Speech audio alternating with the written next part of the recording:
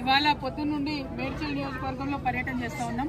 మరి మేడ్చల్ నియోజకవర్గంలో ప్రత్యేకించి మంత్రి మల్లారెడ్డి గారు ఉండి చాలా అభివృద్ధి చేసిన నేను అని చెప్పిండ్రు.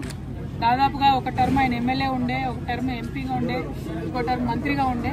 కానీ ఇప్పుడు ఎక్కడ చూసినా జవహర్ నగర్ కావచ్చు, మేము దమ్మాయిగూడ కావచ్చు, అన్ని ఏరియాస్ తిరుక్కుంటూ వస్తున్నాం. ఎక్కడ చూసినా మౌలికమైనటువంటి వసతులు, తాగునీరు కానీ, రోడ్లు కానీ, స్కూళ్ళు కానీ, హాస్పిటల్ కానీ ప్రతి ఒక్కదానికి ప్రజలు ఇబ్బంది పడుతున్నటువంటి పరిస్థితి. అన్నిటికన్నా దారుణం ఏంటంటే ఇంత పెద్ద మేడ్చల్, మొత్తం ఇండియాలోనే అతిపెద్ద ఎమ్మెల్యే కాన్స్టిట్యున్సీ అని చెప్పుకునే మేడ్చల్లో, హైదరాబాద్కి కూతవేటి దూరంలో ఉన్న మేడ్చల్లో ప్రభుత్వ జూనియర్ కళాశాల కావచ్చు, ప్రభుత్వ డిగ్రీ కళాశాల కావచ్చు తక్కువనే. మొత్తం ప్రైవేట్ పరం అయిపోయింది. ప్రైవేట్ ఎడ్యుకేషన్ హబ్గా మారిపోయింది. గంజాయి గడ్డగా మారిపోయింది. మొత్తం మేడ్చల్ తప్పితే అభివృద్ధి వైపు అడుగులేసింది లేదు. ఏమన్నా జరిగింది మేడ్చల్లో అంటే కేవలం ఇదివరకు టీఆర్ఎస్ ప్రభుత్వం ఉన్నప్పుడు డంప్ యార్డ్ సమస్య కొంత మేరకు తీరింది. ఇప్పుడు కాంగ్రెస్ వచ్చినాక అది డబుల్ త్రిబుల్ అయింది, 2-3 గుంటలు అయిపోయినాయి. అదేవిధంగా అంతకుముందు కొన్ని పెన్షన్స్ వచ్చినాయి, ఆ పెన్షన్స్ ఇప్పుడు పెరగలేదు. అంతకు మించి మేడ్చల్లో నేను పూలమ్మినా, నేను పాలమ్మినా అని చెప్పే మల్లారెడ్డి గారు పూలమ్మడం, పాలమ్మడంతో పాటు అనేక ఎకరాల భూమిని కబ్జా పెట్టిండ్రు.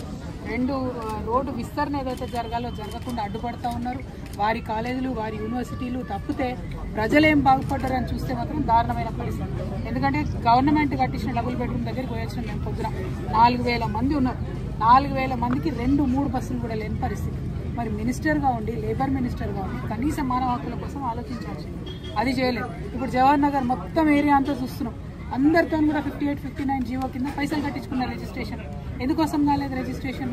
ఎందుకైతే లేవు? ఎట్లా మేయర్ గారి కుటుంబ సభ్యులకు రిజిస్ట్రేషన్ అయిందని చెప్తా ఉన్నారు, మల్లారెడ్డి గారి కుటుంబ సభ్యులకు రిజిస్ట్రేషన్ అయిందని చెప్తున్నారు. వాళ్ళకు మాత్రం రిజిస్ట్రేషన్ అయ్యి సామాన్య ప్రజలకు ఎందుకు రిజిస్ట్రేషన్ కాదు? ఎవరు కాపాడుతున్నారు మల్లారెడ్డి గారిని? ఎవరు అండదండలు చూసుకొని రిజిస్ట్రేషన్ చేసేటోళ్ళు? మేము మాత్రం దీని మీద న్యాయ పోరాటం తప్పకుండా చేస్తాం.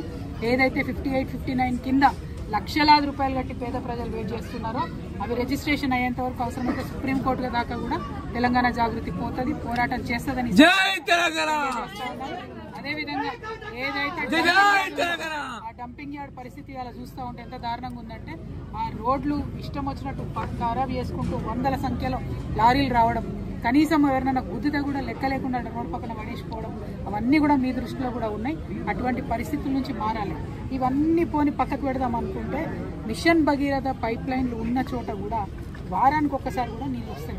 మరి ఏంది ఇది? మున్సిపాలిటీ వాళ్ళు మంచినీళ్ళ ట్యాక్స్ కట్టించుకోండి అంటే కూడా కట్టించుకోకుండా రిజిస్ట్రేషన్ చేయలేదని చెప్తున్నారు. ఏంది ఇది? ఇంత సమన్వయం లేకుండా ఎట్లుంటారు? ఖచ్చితంగా మల్లారెడ్డి గారు శ్రద్ధ పెట్టాలి, ఈటల రాజేందర్ గారు శ్రద్ధ పెట్టాలి. అందరికన్నా ఇంపార్టెంట్, ఇదివరకు ఇక్కడ ఎంపీగా ఉన్న ముఖ్యమంత్రి గారికి ఇక్కడ అనువనువున ఉన్నటువంటి సమస్యలన్నీ తెలుసు. వారు మేడ్చల్ జిల్లా ఖచ్చితంగా సపరేట్గా టూర్ పెట్టుకోవాలి. ఈ పరిస్థితి బాగాలేదు, అధ్వానంగా ఉంది. దీని మీద మాత్రం జాగృతి అడుగడుగున పోరాటం చేస్తుందని తెలియజేస్తున్నాము. Thank you. జై తెలంగాణ.